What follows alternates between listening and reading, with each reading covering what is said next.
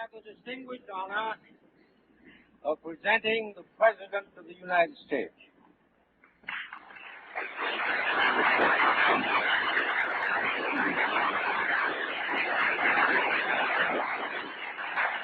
Mr. President, Mr. Speaker, members of the Senate and the House of Representatives, I have asked the Congress to reassemble in extraordinary session in order that it may consider and act on the amendment of certain legislation, which in my best judgment so alters the historic foreign policy of the United States that it impairs the peaceful relations of the United States with foreign nations. At the outset, I proceed on the assumption that every member of the Senate and of the House of Representatives and every member of the executive branch of the government, including the President and his associates, personally and officially, are equally and without reservation in favor of such measures as will protect the neutrality, the safety, and the integrity of our country, and at the same time keep us out of war.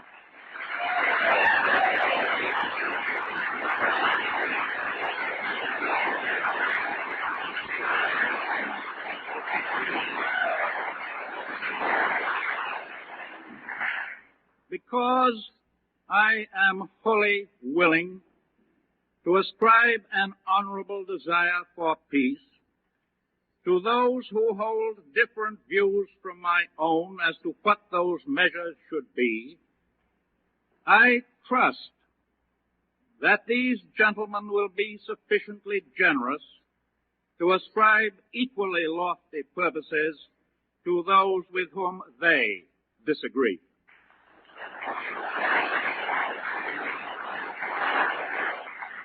Let no man or group in any walk of life assume exclusive protectorate over the future well-being of America, because I conceive that regardless of party or section, the mantle of peace, the mantle of patriotism, is wide enough to cover us all.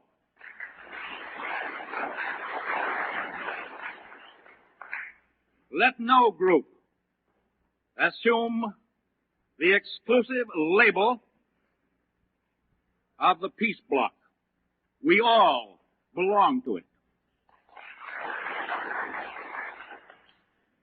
I have at all times kept the Congress and the American people informed of events and trends in foreign affairs. I now review them in a spirit of understatement. Since 1931, the use of force instead of the council table has constantly increased in disputes between nations, except in the Western Hemisphere, where in all those years there has been only one war, now happily terminated. During those years also, the building up of vast armies and navies and storehouses of war has proceeded abroad with growing speed and intensity. But during these years, and extending back even to the days of the Kellogg-Briand Pact, the United States has constantly, consistently, and conscientiously done all in its power to encourage peaceful settlements, to bring about reduction of armaments, and to avert threatened wars. We have done this not only because any war anywhere necessarily hurts American security and American prosperity, but because of the more important fact that any war anywhere retards the progress of morality and religion and impairs the security of civilization itself. For many years, the primary purpose of our foreign policy has been that this nation and this government should strive to the utmost to aid in avoiding war among nations. But if and when war unhappily comes, the government and the nation must exert every possible effort to avoid being drawn in to the war. The executive branch of the government did its utmost within our traditional policy of non-involvement to aid in averting the present appalling war. Having thus striven and failed, this government must lose no time or effort to keep our nation from being drawn in. In my candid judgment, we shall succeed in those efforts.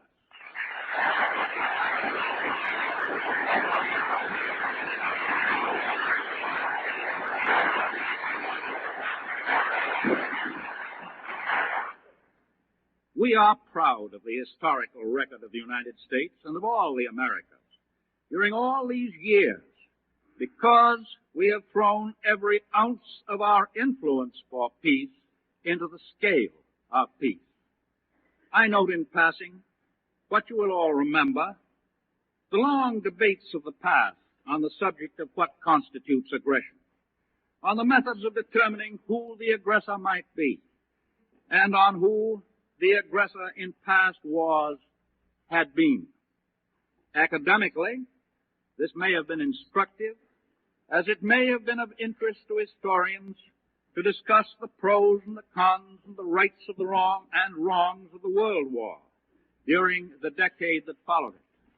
But in the light of problems of today, problems of tomorrow, responsibility for acts of aggression is not concealed, and the writing of the record can safely be left to future historians.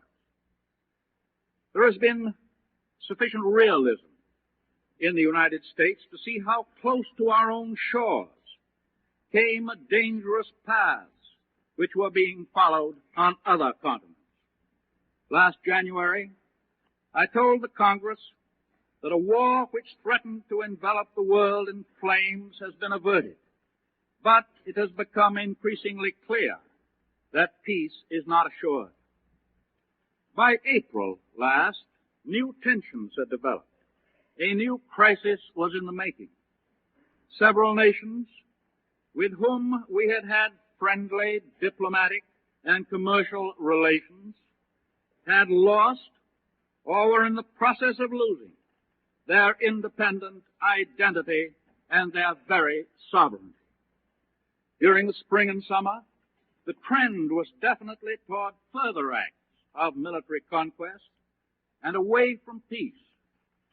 As late as the end of July, I spoke to members of the Congress about the definite possibility of war. I should have called it the probability of war.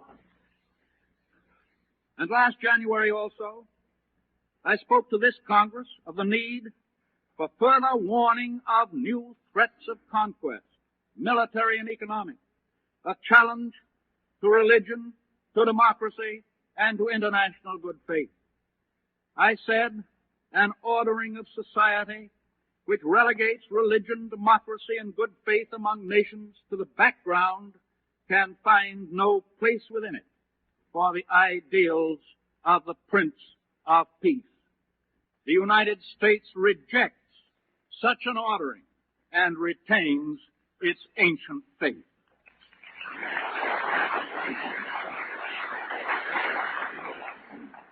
And I said, we know what might happen to us of the United States if the philosophies of force were to encompass the other continents and invade our own. We, no more than other nations, can afford to be surrounded by the enemies of our faith and our humanity. Fortunate it is, therefore, that in this Western Hemisphere we have under a common ideal of democratic government a rich diversity of resources and of peoples functioning together in mutual respect and peace. And last January in the same message I also said, we have learned that when we deliberately try to legislate neutrality, our neutrality laws may operate unevenly and unfairly, may actually give aid to an aggressor and deny it to the victim. The instinct of self-preservation should warn us that we ought not to let that happen anymore.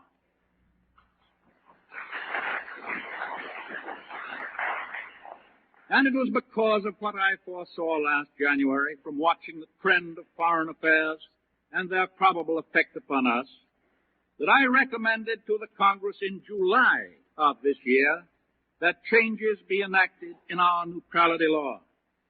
The essentials for American peace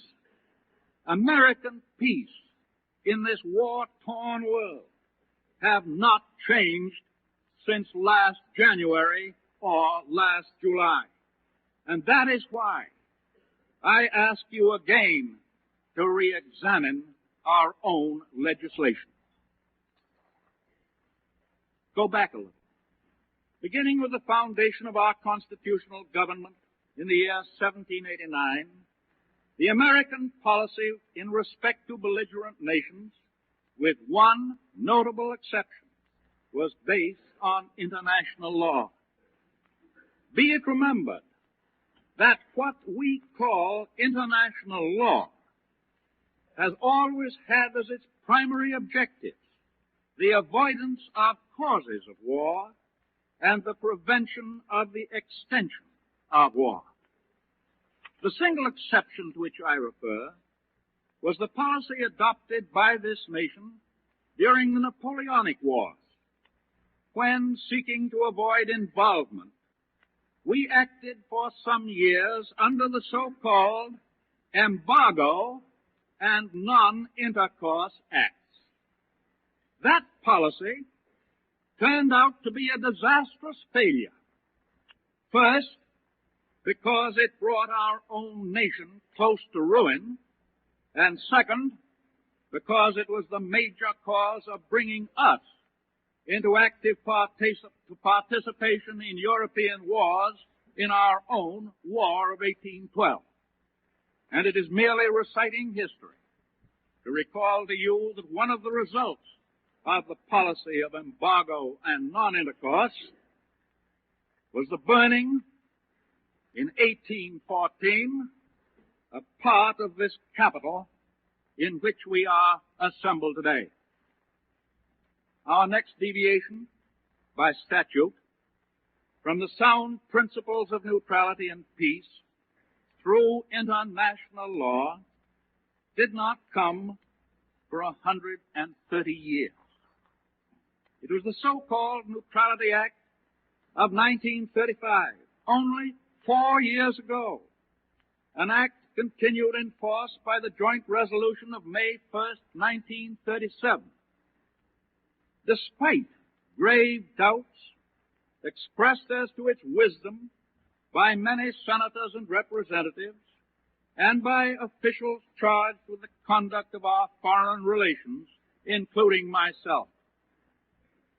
I regret that the Congress passed that act. I regret equally that I signed that act. On July 14th of this year, I asked the Congress in the cause of peace and in the interest of real American neutrality and security to take action to change that act. I now ask again that such action be taken in respect to that part of the act which is wholly inconsistent with ancient precepts of the laws of nations, the embargo provisions. I ask it because they are, in my opinion, most vitally dangerous to American neutrality, American security, and above all, American peace.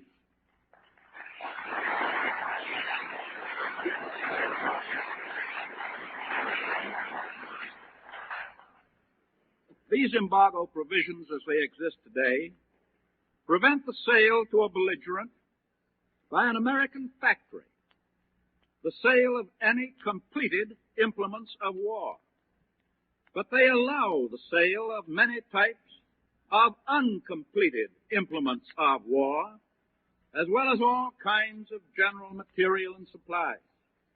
They furthermore allow such products of industry and agriculture to be taken in American flagged ships to belligerent nations.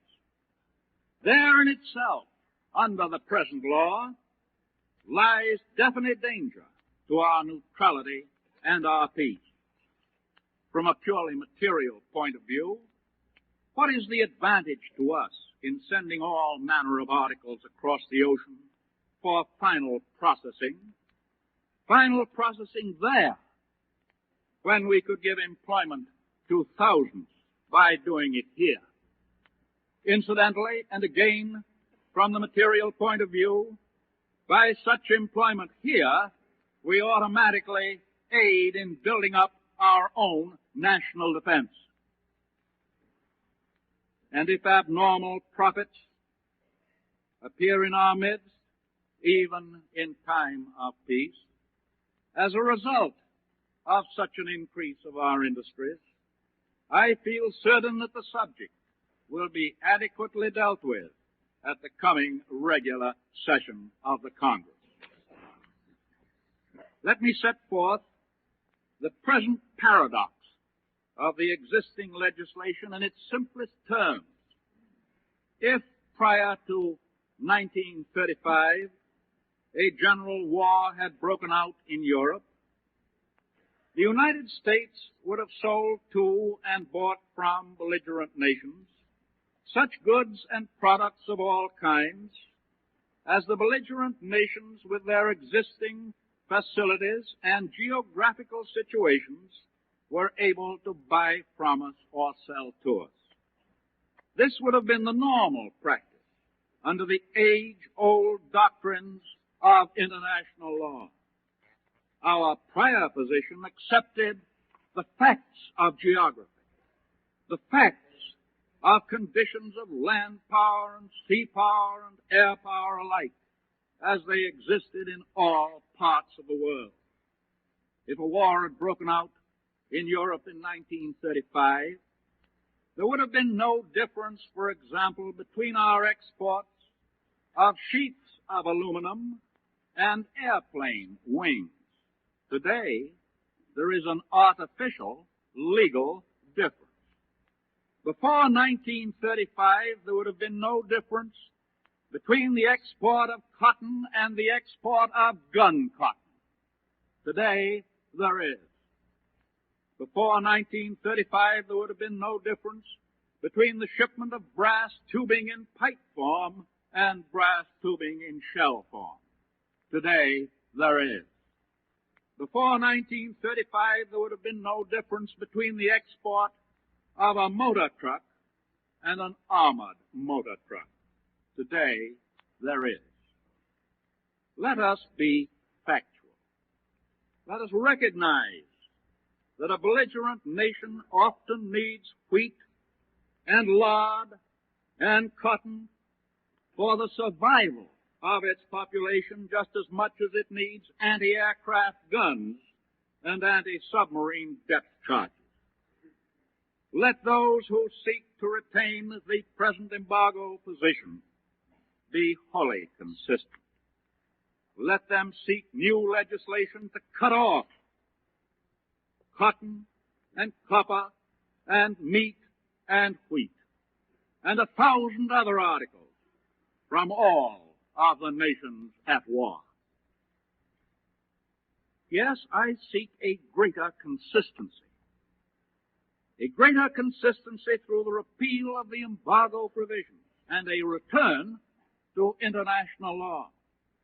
I seek reenactment of the historic and traditional American policy, which, except for the disastrous interlude of the embargo and non-intercourse laws, more than a century and a quarter ago, has served us well from the very beginning of our constitutional existence. It has been erroneously said that return to that policy might bring us nearer war. I give to you my deep and unalterable conviction based on years of experience as a worker in the field of international peace, that by the repeal of the embargo, the United States will more probably remain at peace than if the law remains as it stands today.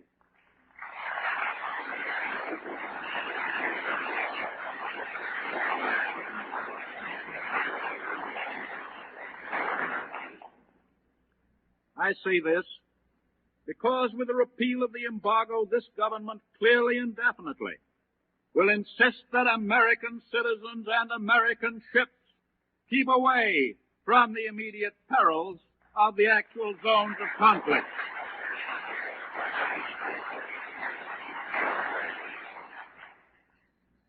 And so, I think that repeal of the embargo and a return to international law are the crux of the issue that faces us. The enactment of the embargo provisions did more than merely reverse our traditional policy. It had the effect of putting land powers on the same footing as naval powers, so far as seaborne commerce was concerned. A land power which threatened war could thus feel assured in advance that any prospective sea power antagonist would be weakened through denial of its ancient right to buy anything anywhere. This, 4 years ago, began to give a definite advantage to one belligerent as against another, not through his own strength or geographical position, but through an affirmative act on the part of the United States. Removal of the embargo is merely reverting to the sounder international practice and pursuing in time of war, as in time of peace, our ordinary trade policies. This will be liked by some and disliked by others, depending on the view they take of the present war. But that is not the issue. The step I recommend is to put this country back on a solid footing of real and traditional neutrality.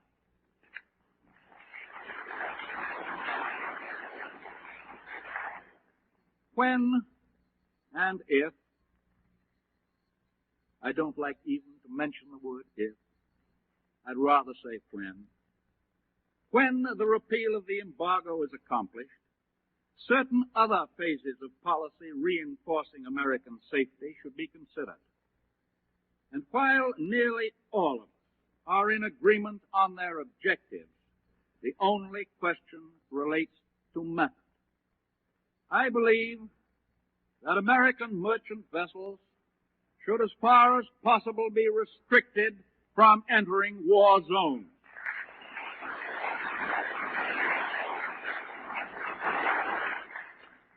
But war zones may change so swiftly and so frequently in the days to come that it is impossible to fix them permanently by act of Congress. Specific legislation may prevent adjustment to constant and quick change, and it seems therefore more practical to delimit the actual geography of these war zones through action of the State Department and administrative agencies. The objective of restricting American ships from entering such zones may be attained by prohibiting such entry by the Congress, or the result can be substantially achieved by executive proclamation that all such voyages are solely at the risk of the American owners themselves. The second objective is to prevent American citizens from traveling on belligerent vessels or traveling in danger areas. This can be accomplished also either by legislation, through continuance in force of certain provisions of existing law, or by proclamation making it clear to all Americans that any such travel is at their own risk. The third objective, requiring the foreign buyer to take transfer of title in this country to commodities purchased by belligerents, is also a result that can be attained by legislation or substantially achieved through due notice by proclamation. The fourth objective is the preventing of war credits to belligerents. This can be accomplished by maintaining in force existing provisions of law, or by proclamation making it clear that if credits are granted by American citizens to belligerents, our government will take no steps in the future to relieve them of risk or loss.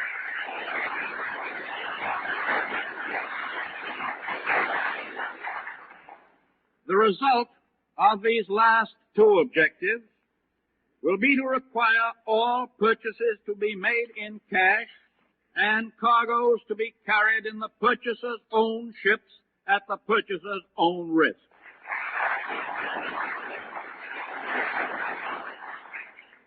Two other objectives have been amply attained by existing law, namely regulating collection of funds in this country for belligerents and the maintenance of a licensed system covering import and export of arms, ammunition, and implements of war. Under present enactments, such arms cannot be carried to belligerent countries on American vessels, and this provision should not be disturbed.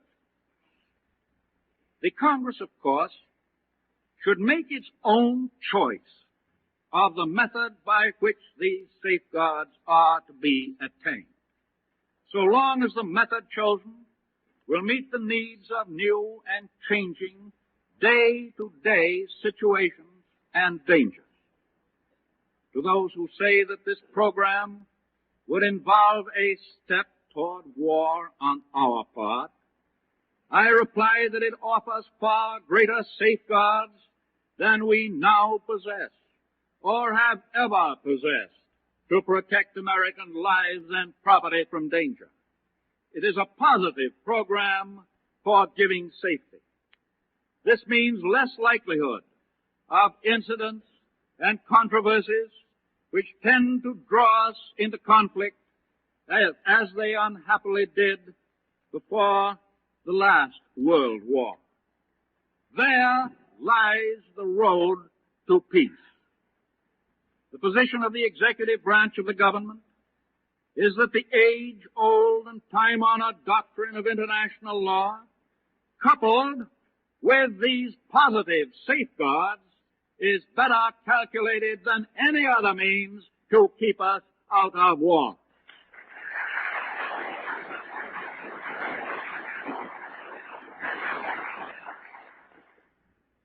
In respect to our own defense, you are aware that I have issued a proclamation setting forth a national emergency in connection with the observance, safeguarding, and enforcement of neutrality, and the strengthening of the national defense within the limits of peacetime authorization. This was done solely to make wholly constitutional and legal certain obviously necessary measures. I have authorized increases in the personnel of the Army, the Navy, the Marine Corps, and the Coast Guard. Increases which will bring all four of them to a total still below peacetime strength as authorized by the Congress. I have authorized the State Department to use for the repatriation of Americans caught in the war zone the sum of $500,000 already authorized by the Congress. I have authorized the addition of 150 persons to the Department of Justice to be used in the protection of the United States against subversive foreign activities within our border.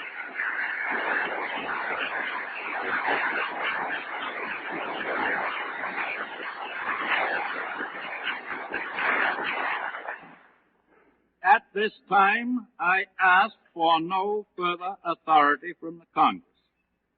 At this time,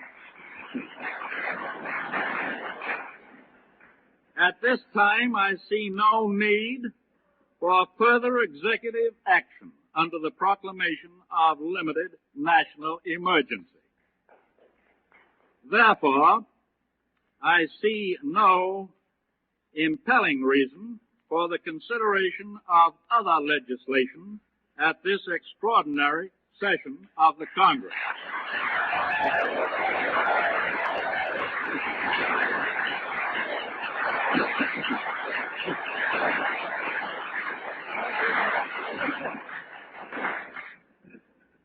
It is, of course, possible that in the months to come, unforeseen needs for further legislation may develop, but they are not imperative today. These perilous days demand cooperation between us, without a trace of partisanship. Our acts must be guided by one single hard-headed thought: keeping America out of this war.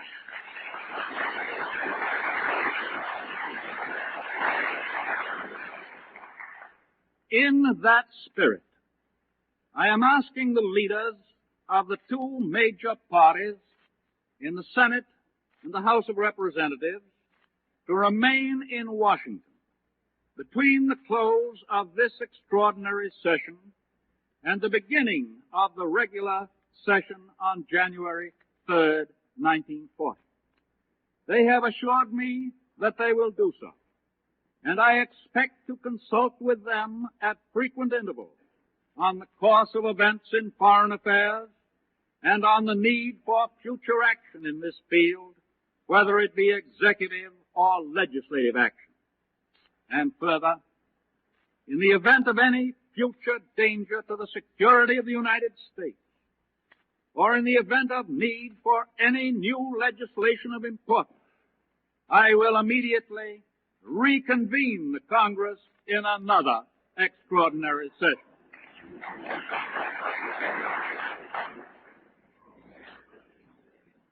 I should like to be able to offer the hope that the shadow over the world might swiftly pass.